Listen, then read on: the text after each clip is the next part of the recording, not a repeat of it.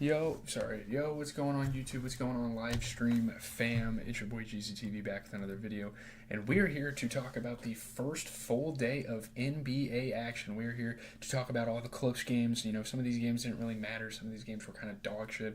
We're just going to talk about the games that matter for you guys. So we're just going to get straight into it. We're going to start with the Pacers and the Pistons game. Man, the Pistons actually made this a pretty close game. Baker Staff had a coaching debut. Obviously, that was spoiled a little bit, but this is really good signs. I'm seeing some good things out of the Pistons here. Miles Turner scores 20 points. The Pacers rally to beat the Pistons by 6. Obviously, yeah, great scoring night for Miles Turner, and Pascal Siakam and Benedict Mathurin did a decent job at adding in on that as well. Obviously, Tyrese Halliburton, not the greatest game in the world. What's going on? What's going on, brother? Tyrese Halliburton hit a huge shot towards the end of the game, so that's something to be happy about. 6 players on the court for the Pistons. That seems like some normal activity for them as an organization. Cade Cunningham had some nice shots. Cade Cunningham's going to be a huge scoring option for the Pistons this season. Benedict Mathurin had some shots. He knocked down. He was dunking. Pretty good stuff. Kind of just looking at the box score, who played good. 20 points for Miles Turner off of 50%. You gotta love it. No one else really played superb. Again, I have Tyrese Halliburton on my fantasy team, so I wish he would play a little better than that. But it's whatever. Obviously looking at the Pistons, Jalen Duren had 13 and 13, made all of his shots, played very efficient in 30 minutes. 28 points for Cade Cunningham. We know he is going to score the rock at a very high level this season. He shot about 30-something% from 3. Not bad there. Honestly, I don't really know who you could blame this on. Some bench pieces like Fontecchio could have played a little better, but it's not like the Pistons really played bad here. You can't really complain that much. So, moving on now to the Nets and the Hawks game, another good game on the slate. Obviously, the Nets are kind of dog shit, but hey. Trae Young scores 30. Onyeka Okongwu adds a career-high 28 as the Hawks open with a 4-point win over the Nets. It's obviously really cool to see Onyeka Okongwu go out there and have a game like that. So, awesome stuff. That's actually really fun. Shout out to Onyeka Okongwu for having a game like that. Great scoring for both of those guys, and obviously this is the best we've seen Onyeka Okongwu score the ball in his NBA career. They open the season, they get the win. Shout out to my uncle, he's actually a Hawks fan, so this is actually cool. Obviously, it doesn't take a whole lot to beat the Nets. They're not really that good, but yeah, Zachary Risachet hit a 3-point shot for his first NBA bucket. Nick Claxton got ejected. That was interesting. Him and Dyson Daniels kind of got into it there. Obviously, Trae Young being as crafty as ever, that's going to be a problem all season if you're playing him. Just finding the option off the pick and roll, that is... Cam Johnson was hitting some threes. Again, Trae Young just facilitating, moving this offense forward. One of the best point guards in the NBA, 100%. One of the best pure point guards in the NBA. You look at the Nets, and obviously we know Cam Thomas is going to be a huge scoring option for them. Kind of a similar situation that Cade Cunningham has going on with Detroit. You're going to see that out of Cam Thomas. 36 points. Incredible performance from him. You would like to see more out of Ben Simmons again. I know he shot 75% from the field, and he was efficient with his touches, but you'd really like to see him play good. And honestly, maybe a guy like Jalen Wilson Jalen Wilson out of Kansas off the bench could come in and, help out with the scoring. They have Zaire Williams, they have Clowney, they have Nick Claxton not starting. That's a weird situation there, Nick Claxton not being a starter. But, looking at the Hawks, 11 points, 10 rebounds for Jalen Johnson. You get 30 points and 12 assists for Trae Young off of 33% three-point shooting. And then 28 points off the bench for Onyeka Okongwu again. Great performance for Okongwu. If they can keep getting that out of him, that would be pretty awesome for them. As we move on to the Hornets and the Rockets, one of the better games of the night. This was very entertaining, really good game. I watched a decent amount of it.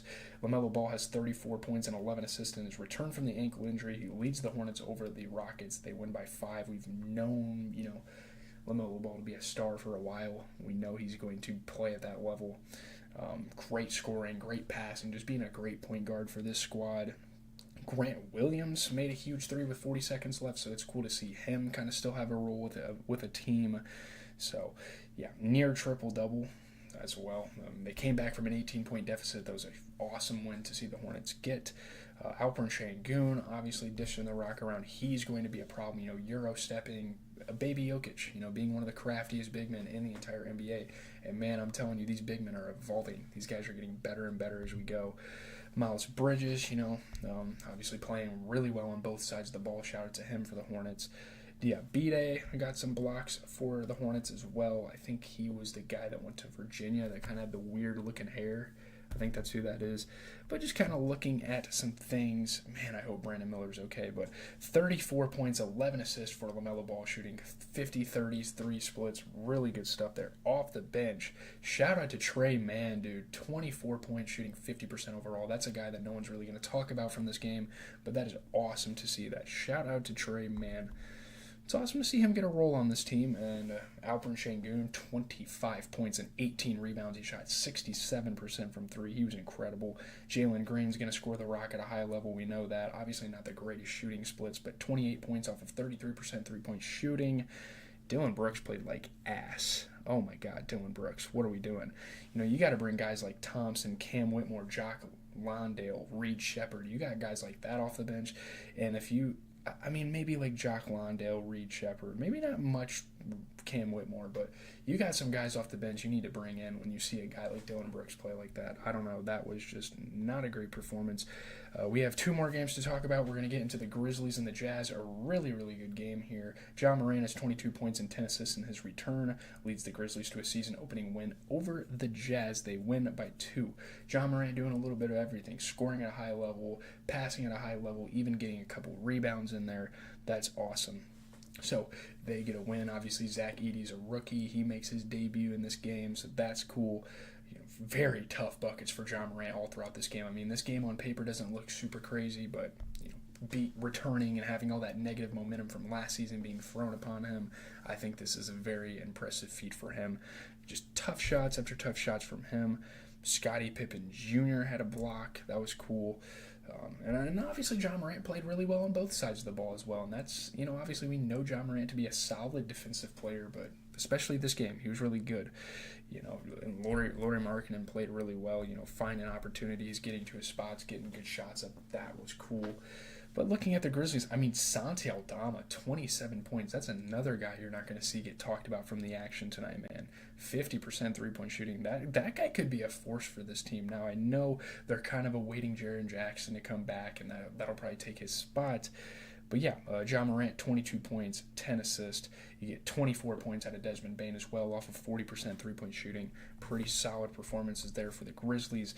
And then you get to the Jazz and you get a 34-point performance for Lauri Markkanen while shooting 60%. He played absolutely incredible. Walker Kessler had 16 points, 14 rebounds. Honestly, the Jazz played pretty good. Now, could you get more out of a guy like Patty Mills? Patty Mills could have came off the bench and had a couple more shots. Maybe. That's really it, though. I don't really have many complaints for the Jazz in this game. I think they played about as well as they probably could have for, who they have out there on the court. As we are going to get to the last game of the night, the Suns and the Clippers, probably the best game, probably the most exciting game of the night. This wasn't a good one. Obviously, Harden kind of cost them there with that turnover. We have to talk about what he did throughout this game because, no Kawhi Leonard, no number 1 scoring option. That's all on Harden, and we're kind of returning back to his Houston Rockets days, and that's a really cool thing to see. KD hit all sorts of insane shots.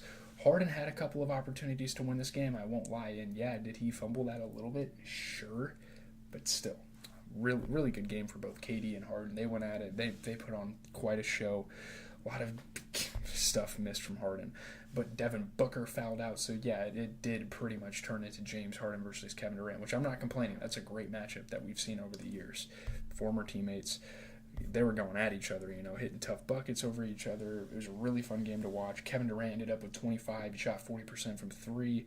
You get really good game for Bradley Beal. I've shit on Bradley Beal a couple of times. He hasn't had the greatest games ever, but 24 points off of 67% shooting. He played really good for the Suns. And obviously getting into the Clippers, shout to Ivica Zubac, being one of the more consistent big men over the last couple of years, putting up 21. James Harden, not good shooting splits, but 29 points and 12 rebounds. Almost a triple-double out of this guy. That is quite impressive. I would have liked to see, Terrence Mann maybe scored a little bit. I don't know. I feel like they should maybe experiment with trying out Amir Coffey off the bench over him. We'll have to see what they kind of do as Kawhi gets back and see how they kind of ease into that rotation. So that is pretty much going to do it for the games tonight. Tomorrow, we have really good matchups on TNT, Spurs and Mavs, and then Thunder Nuggets. Timberwolves Kings will be a good ass game as well, so I'm really looking forward to some of the action we see tomorrow. I'm actually getting ready to post my NFL recap, so for those of you guys that have been waiting, don't worry, that is getting posted. And tomorrow night, I don't know if I'm going to get a recap out. We will have to see, but any of these 4 games that are good, we will try to talk about it. I mean, it's only going to be a couple minutes of a video. Shout out to Doge, whatever, for popping out to the video. Really appreciate you guys. We had a couple of regulars come through last season, so if you want to be a part of it, make sure you have your notifications on. I go live after all the games conclude. Obviously, I'm a little late this time. I kind of chilled out after that OT for a little bit, but here we are. That is going to do it. I'm probably going to go post a video, work on a project for a little bit, and then probably go to bed. So, yeah, big day tomorrow for me. I got to get some homework done, all that stuff. I don't think I'm going to post any videos tomorrow, so you guys are just going to get this late night